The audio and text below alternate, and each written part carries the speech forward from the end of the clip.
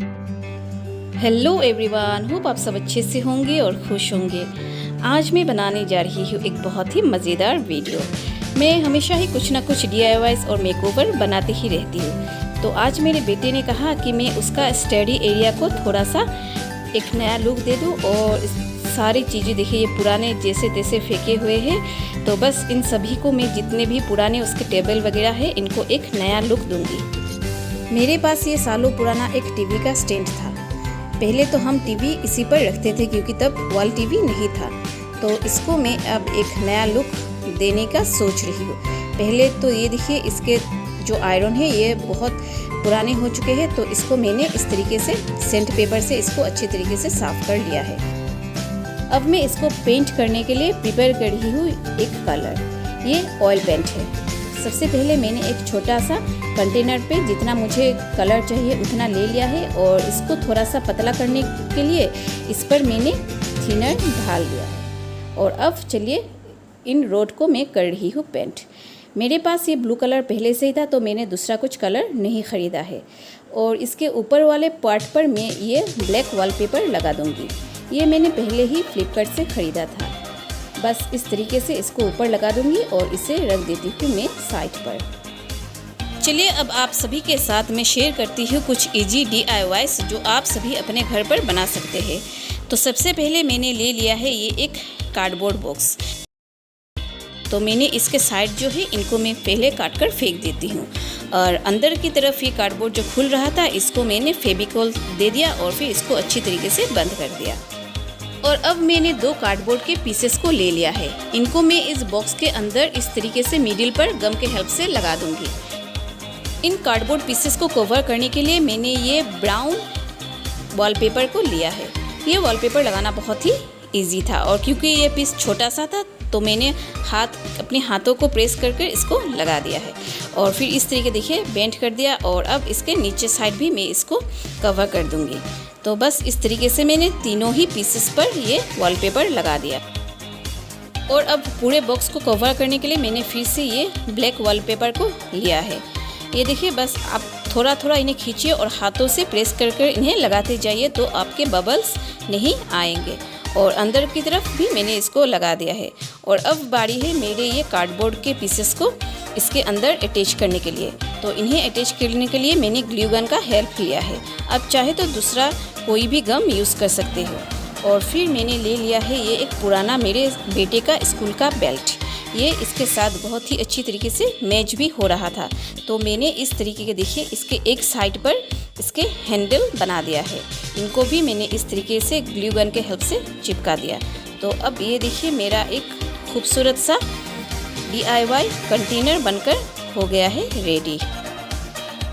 और अब मैं अपने नेक्स्ट DIY के लिए ले रही हूँ ये सफोला का बॉक्स।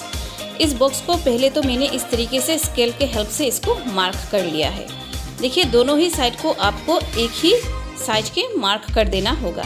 और फिर इस तरीके से एक छोटा सा सीजर ले लीजिए और इन मार्क के ऊपर इसको काट दीजिए, और काट कर ऊपर के पार्ट को आप फेंक दीजिए। तो इस तरीके से आपके बन जाएगा एक दूसरा DIY कंटेनर। तो इस तरीके से मैंने एक मेरे पास ये गुड नाइट का बॉक्स था, इसको भी सेम मार्क कर दिया है, और फिर मार्क करके इस तरीके से इसके ऊपर पार्ट को काट कर फेंक दिया है। अब मैं एक और बॉक्स ले रही हूँ। ये मेरा एक क्रीम का बॉक्स था। इसके अंदर मैं इस तरीके से इस रोल को रख दूँगी, और देखिए इस बॉक्स के साइज पर ही मैं इसको मार्क कर दूँगी। और बस इसी मार्क के ऊपर मैं कैंची के हेल्प से इन्हें काट दूँगी, और जितने पीसेस मुझे चाहिए इतने पीसेस में काट कर इस तरीके से मार्क कर दूँगी, फिर काट कर निकाल दूँगी। और फिर इन रोल्स को इस बॉक्स के अंदर रख दूँगी। ये मेरे पास रोल जो वॉलपेपर जो आते हैं ना, उसके अंदर वाला जो रोल है ये वही रोल है। कुछ तो मैंने इस तरीके से कर लिए थे, लेकिन फिर भी गैप रह गया था, तो मैंने क्विक से एक DIY रोल बना दिया। तो इस तरीके का मैंने एक पेपर ले लिया, और इसको ये देखिए इस तरीके से आप मोड़ दीजिए, और फिर इस तरीके से ये आपका एक DIY रोल बनकर हो जाएगा रेडी। तो अब जितने भी मुझे चाहिए थे इन सभी को इसके अंदर रख दूंगी, और इन्हें फिक्स कर दूंगी गम के हेल्प से, ताकि ये अपनी जगह से ना हिले।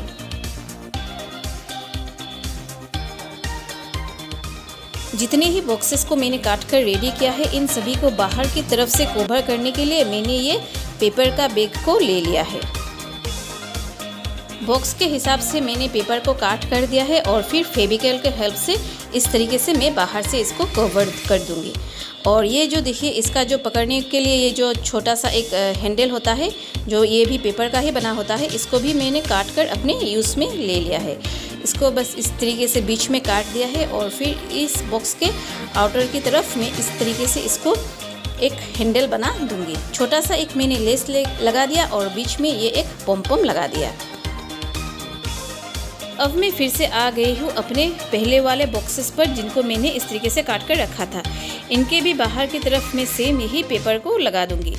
देखिए, मैंने आप सभी को ये पेपर लगाकर इसलिए दिखाया है ताकि अगर आपके पास वॉलपेपर ना हो तो आप चाहो तो इस तरीके के पेपर से भी किसी भी चीज़ को कवर कर सकते हो। और अगर ये इस तरीके के पेपर भी ना हो तो फिर आप कोई भी गिफ्ट पेपर भी यूज़ कर सकते हो इन्हें कवर करने के लिए। और अब इसको और थोड़ा सा और खूबसूरत बनाने के लिए मैंने इस तरीके के बेल्ट को काट दिया है और फिर इसको भी बाहर की तरफ ग्लू गन के हेल्प से चिपका दिया है। ये लीजिए, मेरा एक और DIY स्टोरेज बॉक्स बनकर हो गया है रेडी। वीडियो के लास्ट में मैं आप सभी को दिखाऊंगी कि मैंने इन सभी का कैसे यूज़ किया है, तो प्लीज़ वीडियो को लास्ट तक ज़रूर देखिए। अब मैं बनाने जा रही हूँ कुछ DIY wall frame. In wall frame को बनाने के लिए तो सबसे पहले मैंने ले लिया है ये कलरिंग चार्ट पेपर। पहले तो मैं पेपर को इक्वल पोर्शन में फोल्ड कर दूंगी और फिर इसे इस तरीके से बीच से काट दूंगी। और अब इनके बॉर्डर्स पर इस तरीके से स्केल के हेल्प से मार्क कर दूंगी। सभी पेपर पर मार्क करने के बाद मैंने इन पर क्वेट्स लिख दिया है।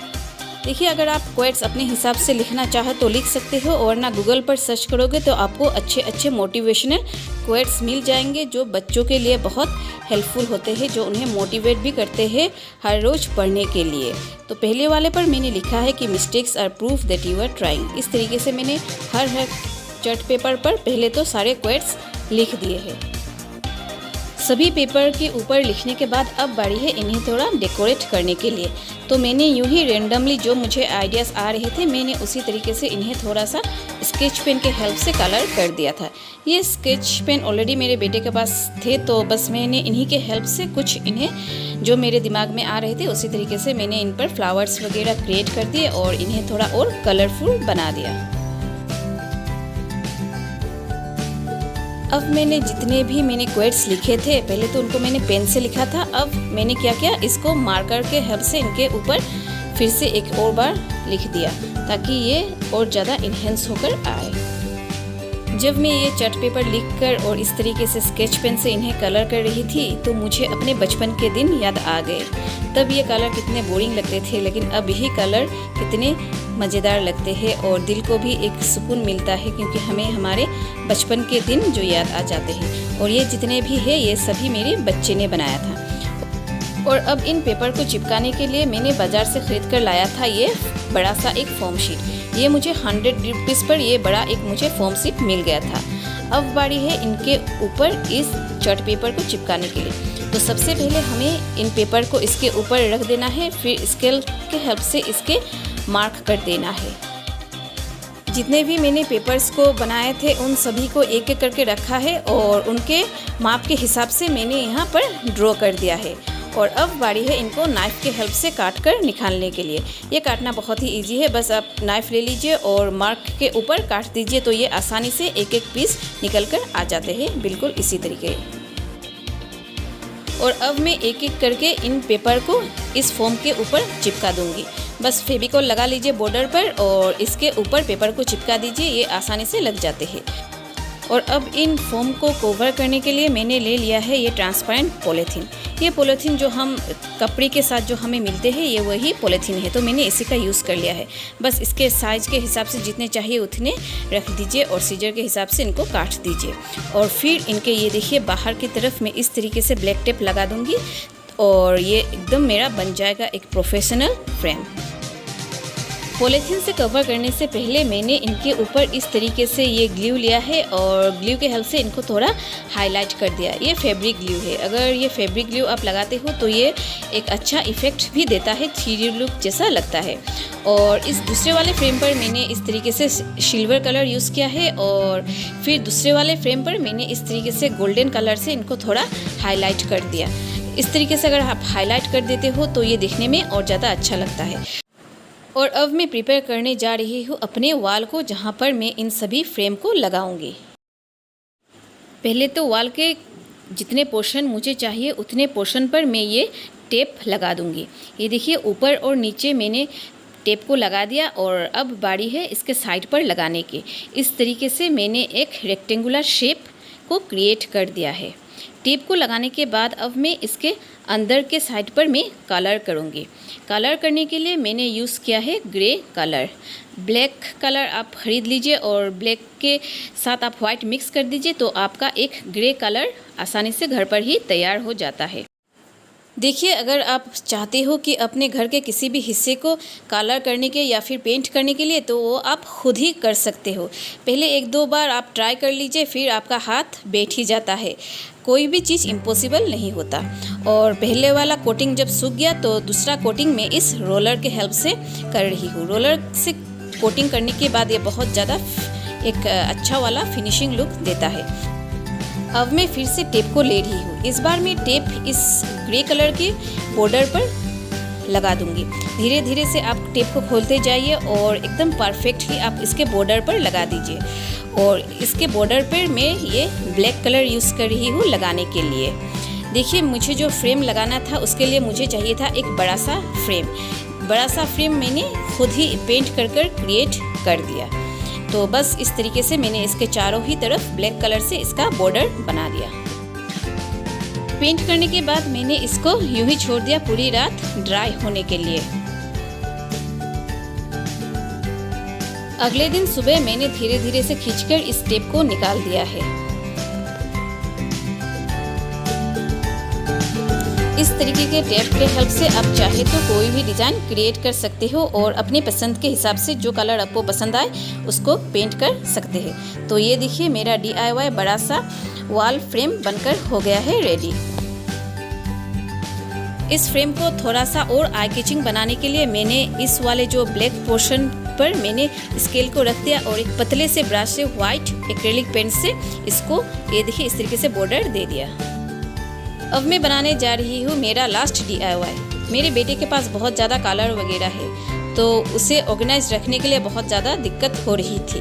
वो मुझे बहुत दिनों से कह रहा था कि मैं मुझे एक अच्छा सा ऑर्गेनाइज़र बना दूँ जिस पर वो अपने कलर वगैरह को आसानी से रख सके। तो जिसके लिए मैंने फटाफट से जितने भी प्लास्टिक के बोतल थे उनको एक साइज के हिसाब से सबको तो पहले मैंने काट दिया और सभी को मैंने डिफरेंट कलर से भर दिया। और एक मैंने बड़ा वाला बोतल लिया है और उसको भी मैंने हाफ पोर्शन पर काट कर दिया। और जब सभी को मैंने कलर कर दिया, ये देखिए इस तरीके से बड़ा वाले बोतल को मैंने मिडिल पर रखा है और मिडिल पर इसे रखने के बाद इसके साइड पर इस तरीके से छोटे छोटे जितने भी प्लास्टिक थे इनको गम के हेल्प से चिपका दिया। और फिर मेरा एक और DIY ऑर्गेनाइज़र हो गया है कंप्लीट। अब लास्टली सबसे इम्पोर्टेंट चीज़ जो है मेरे बेटे का ये स्टडी टेबल। ये स्टडी टेबल बहुत ज़्यादा पुराना भी हो चुका था और इसका कलर भी ख़राब हो गया था। तो मैंने इसको पहले तो ब्लैक कलर कर दिया। ये ब्लैक मैंने ऑयल पेंट यूज़ किया है। अब मैंने ले लिया है ये वाइट वॉलपेपर। इसको मैंने फ्लिपकार्ट से ख़रीदा था और ये मुझे अंडर 200 रुपीज़ पर मिल गया था।